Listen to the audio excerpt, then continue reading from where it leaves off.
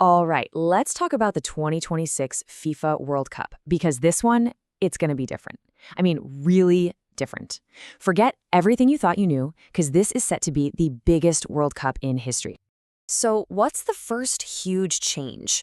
Well, right off the bat, we're looking at something that has never, ever happened before. This isn't a World Cup in one country or even two. Nope. For the very first time, we've got three host nations. And if you thought three hosts was a big deal, wait till you hear this.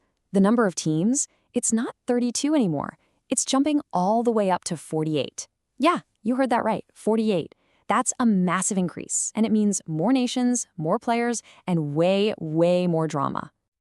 Okay, so let's dig into that first point. A World Cup spread across three countries. I mean, how is that even going to work?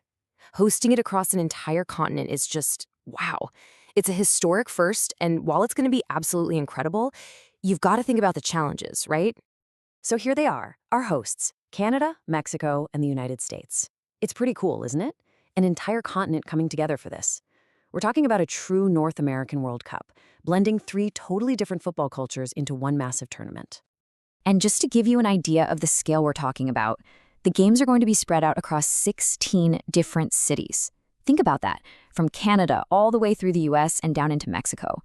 The logistics alone, for teams and fans traveling across three countries, different time zones, it's just mind-boggling. Okay, but the biggest question of all, where's the final? Where's that trophy going to be lifted? Well, it's all going down in the USA, right in the New Jersey/New York area. Can you even imagine the energy in that stadium for the final match? It's going to be absolutely electric. One of the best perks of hosting the World Cup is you don't have to go through the stress of qualifying. You get an automatic spot. So yep, the USA, Mexico, and Canada have already punched their tickets. They're in. They can just focus on getting ready for the big show on their home turf. All right, let's move on to that other massive change, the one that's really shaking things up, the jump to 48 teams. And trust me, this is way more than just adding a few more countries. It completely changes the DNA of the entire tournament. So just look at this comparison. For as long as most of us have been watching, it's been 32 teams. We knew the format, it felt familiar. Now, with 48 teams, we're heading into totally new territory. It's a huge step towards making this a truly global game. And of course, more teams means, well, more football. A lot more. The total number of matches is going to skyrocket to a whopping 104. For us fans, that's just an incredible feast of football that's going to last for over a month. Amazing. So, with 16 extra teams and dozens more matches, how does it all fit together? The journey to that final is going to look a little different now, so let's quickly walk through the brand new format. All right, so here's the road to glory. It still starts with the group stage, but here's the first big twist. Right after that, there's a brand new knockout round, the round of 32. From that point on, it's the high-stakes path we all know and love. Round of 16, quarterfinals, semifinals, and then the big one, the final. So let's pull all of this together.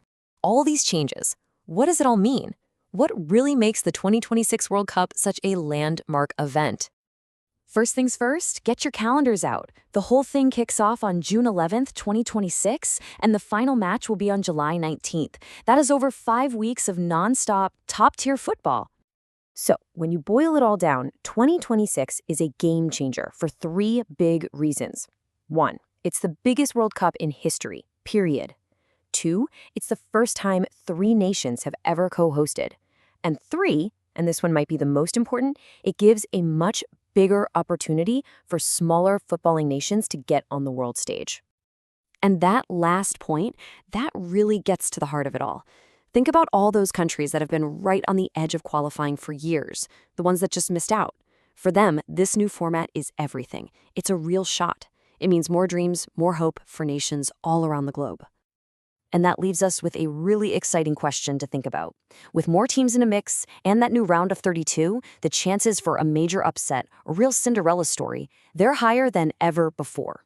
So I'll leave you with this. In this brand new format, who's it going to be? Which underdog team is going to shock the world?